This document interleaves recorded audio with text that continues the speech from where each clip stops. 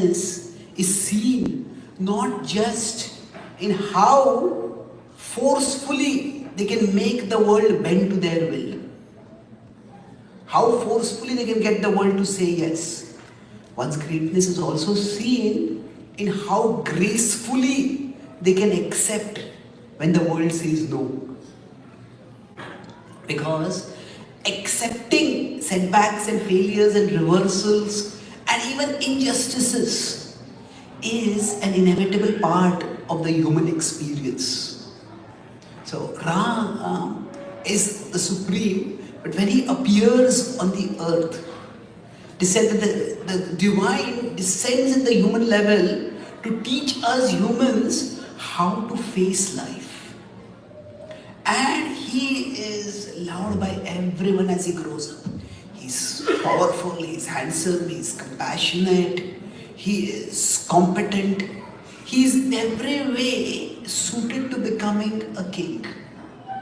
And at that time, for no fault of his, because of a palace conspiracy, he is exiled to the forest. The conception of exiling to the forest may be difficult to understand today because there are no forests to exile people to nowadays. Hardly any. Probably the nearest we might come today is to deportation. But even when a person is deported, they have the facility to go back to their own country. But exile means you just become homeless. In the jurisprudence of that time, exile is the worst punishment, just one below execution.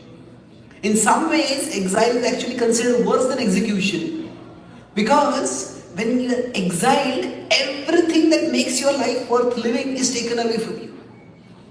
And for many people, better you take my life away than take everything away from me.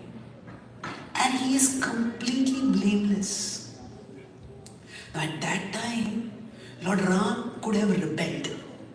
He could have incited a rebellion. But he did not. He kept always the greater good in mind. And rather than fomenting rebellion in anyone, he calmed everyone. There is a classic conversation between Ram and his younger brother Lakshman about how to face adversity in life. And this conversation actually echoes modern thoughts in many ways. So when Lakshman comes to hear that Ram has been exiled, he's a faithful younger brother, and he says, this is atrocious, this is outrageous. And he says, you should fight against this. Now Ram's father Dashrath has given a promise to his youngest wife Kaikeyi that I will fulfill 2 of your boons. And she asks that Ram be exiled for 14 years and her son, who is the youngest among the 4 brothers, Bharat, be made the king instead of Ram. Now Dashrath, Lakshman is angry and he says, how could the king do like this? He is blinded by lust. He is completely under the spell of infatuation. You have no need to obey him. Ram calms him down. There's a sweet rhyme between the word Ram and calm. Wherever Ram grows, he brings calm. And when he goes inside our heart, there also he brings calm.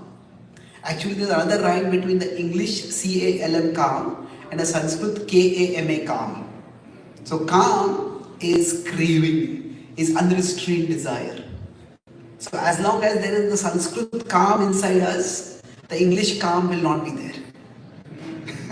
As long as there is craving, we cannot have peace. So when Ram comes, he brings calm and he removes calm in the form of selfishness and selfish cravings. Ram calms him down. He says, I was your father. It is not out of infatuation. It is out of obligation to Kaikeyi. He says, now why would Kaikeyi do something like this to you? He said, oh, you have always treated her like a mother.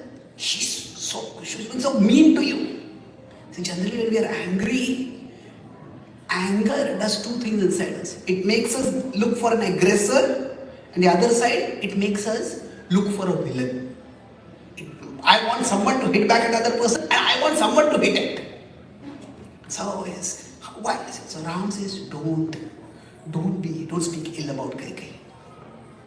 Yes, you know how much she loved me.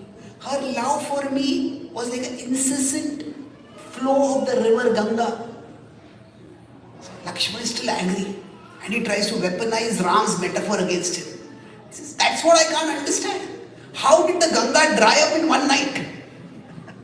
Where did all the love disappear? And then Ram makes the discussion philosophical. And he says, that's why, seeing her inexplicable change in disposition, I concluded that this is the will of destiny. Lakshmana is not yet done. And he says, it is only cowards who accept injustice as destiny. Heroes fight against injustice. So then Ram makes a key point. He says, for me, destiny is not as important as duty. He says, as a duty to my father, I was ready to ascend the throne. And as a duty to my father, I will now go to the forest. So he accepts, he calms his brother, he calms the citizens. When something bad has happened to us, it's very easy not only for us to feel miserable, but to make everyone miserable and to make everyone angry at whoever we think has caused the misery. And thus we end up making things worse. So why do bad things happen to good people is a universal question that everyone faces in life.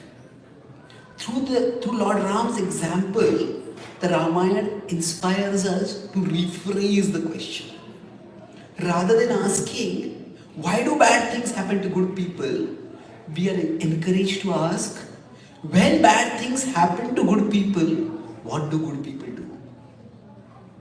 Well, now Ram does not have any bad karma from the past. So whatever philosophical explanations we may have for why bad things happen, none of those apply to Lord Ram.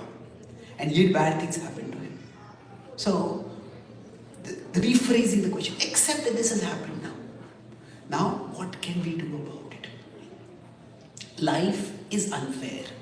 That's just the unfortunate fact of life. Some of you may notice that I need crutches for walking. So when I was one, I got polio. It was an accident of fate. And the vaccine I was given had some problems in it. I'm not anti-vax over here. That's not the point. But anyway, and I was one, I got polio. I don't remember it. I was just learning to walk. I fell down. And I was about 2.5 or 3. That's my first memory. A distant relative had come to our house and she was consoling my mother, saying, it's so sad your son got polio. And I remember my mother's voice, very calm, clear, confident. She said, whatever he lacks physically, God will provide him intellectually. I don't know why she said that. And somehow that stayed with me. Actually, the intellectually part stayed with me. God came later. But I found that, I could play outdoor games like other kids. And I could say this is unfair. But then I realized that I did have more intellectual ability than others. I could read things fast, I could remember things well, I could articulate things clearly. And somewhere at the back of my mind it settled that, yes, life is unfair. However, in the big picture, life is fairly unfair. Fairly unfair means sometimes we get worse than what we deserve and sometimes we get better than what we deserve. So, Lord Ram accepts the unfairness that has come upon him. But that, I talk about the acronym. Do you remember the acronym? ART. So, acceptance is one part of how to deal with life. The second is R is responsibility. Responsibility often requires us to reframe how we are seeing the situation. When Lord Ram is being exiled, his minister says, this is such an outrage, this is such a calamity. And Ram replies, what is the calamity? For an elder brother, the younger brother is like a son. And which parent does not want to see their son prosper and flourish in their presence? He says, we are all ultimately meant to grow in wisdom. Most people who are householders get the opportunity to associate with sages and saints only in the later stages of their life. I am so fortunate that in my youth, I'll get to spend time with the sages. And he says that while I am in the forest, I've heard the sages have been terrorized by demons. I can do some service to them also. So that brings the second part is responsibility. Taking responsibility versus casting blame. Lord Ram does not blame anyone. He takes responsibility. This is the situation I am in. What is the good I can do in this situation? This is where, instead of asking, what if this person had not done this, what if this person had not done that, what if I had not done that? Change the question from what if to what is. Instead of asking, what if this had happened, what if that had happened? Okay, what is here right now? What is it that I can do right now? So Lord Ram in the forest took responsibility. Responsibility to do service. He was a warrior, he was a protector. He decided, while I'm in the forest, let me protect the sages from demoniac forces, from dark devilish beings who were persecuting and terrorizing them. So in everything that happens in our life, there is something bad and there is something good. So Lord Ram, taking responsibility doesn't mean take the burden of the whole world come upon us. Taking responsibility means that this is the situation I am in. How can I make the best of this situation? And Lord Ram enriches himself with wisdom, serves the sages, and sets an example of how to gracefully, not just passively accept adversity, but to responsibly do something constructive amid that adversity. So for me, my mother did that reframing for me. Instead of worrying about the physical, focus on the intellectual. We all, if my mother was the person who actually inspired devotion to Lord Ram in my heart, in my childhood. We would grow up with a beautiful picture of Ram and she would tell me stories of Ramayana. So if we have someone in our life who can teach us acceptance, who can teach us responsibility, we are actually very blessed. And now, while we are accepting, what is unchangeable and taking responsibility for what is changeable for us. First of all, finding what is changeable and then working on what is changeable. That brings us to the third part. The third part is transcendence. Transcendence is that Lord Ram, he has this fascinating duality about his identity. He is the divine, but he is playing the role of a human being. Especially the original rendition of the Ramayana, which is the Valmiki Ramayana, his divinity is not emphasized much. Because if the fact that he is God is emphasized, then he's God. He can do anything. What problem does he have? Isn't it? That can become an excuse for others to not learn from his example. So that's why his divinity, to some extent, it is not hidden, but it is not emphasized. So transcendence refers to the fact that there is a higher reality beyond the reality that occupies our minds in daily life. And for us to be able to face life's injustices, to not be crushed by our daily responsibilities, we need to regularly rejuvenate ourselves by linking with that higher reality. Normally, when we start our life, for us the world is very big. If I am here, the world is very big, and God, even if He exists, is very small. When I started my spiritual journey, I started sharing with all my relatives about what I had learned about the divine. And one of my uncles told me, yeah, I believe in God. He's happy there, I'm happy here. So initially, however we conceive God, He might seem irrelevant to us. Not very important. So that's the initial, on our spiritual path, the initial stage is where the world is very big for us and God is very small for us. But as we grow spiritually, so in the Bhakti tradition, chanting the names of God, chanting the names of Ram, the names of Krishna, this is one way to infuse our consciousness with the presence of the divine. So as we grow spiritually, the dynamic inverts. The world starts becoming smaller and God starts becoming bigger for us. And when God becomes the bigger reality, the result of that is life's ups and downs don't affect us that much. When the world is very big, world's ups and downs also become very big. It becomes a giant sine wave. We get tossed up and down. But when the world itself becomes small, then the ups and downs within the world also become small.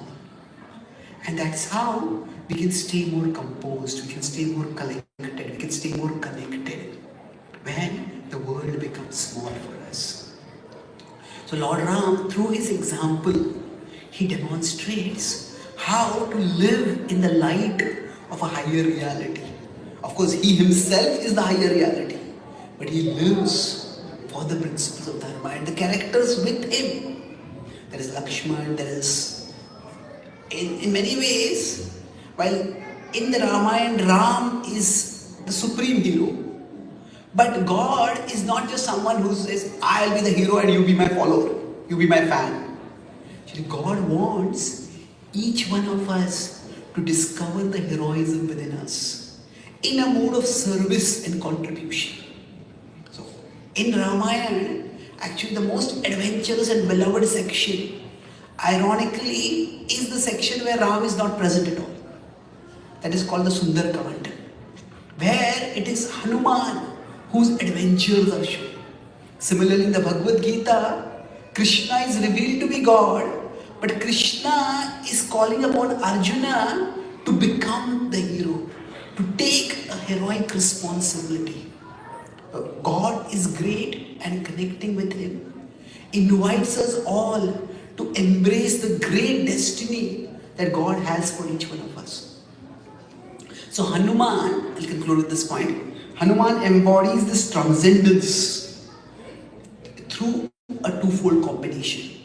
Hanuman has a mace in his hands and his hands are folded. That is the iconic imagery of Hanuman. Hanuman is considered the greatest devotee of Ram. And by Ram's inspiration, one who is infused with transcendence is said to become like Hanuman. So Hanuman's folded hands, they represent Bhakti. And the mace in his hands represents Shakti. So Bhakti is devotion and Shakti is strength. So similarly, one who becomes infused with transcendence, that person has this combination that their eyes are fixed on the Lord. That in the service of the Lord, they're not seeking worldly gains, they're not seeking power and fame and all those things which most of us crave for our own pleasure. Bhakti means the eyes are fixed on the divine. God is the bigger reality for them. But just because God is the bigger reality does not mean that they dismiss the world as illusion. The world is also a reality. The world is a place where each one of us is meant to become an instrument of God's will in a mood of service and compassion. And thus, Hanuman, the mace in Hanuman's hands signifies Shakti, the strength to bring about a positive change in the world. So, devotion is what brings change in our heart. And the contribution that we make through our God-given talents, that is what brings about a change in the world. So Lord Ram's example of transcendence is that there is inner change and there is outer change.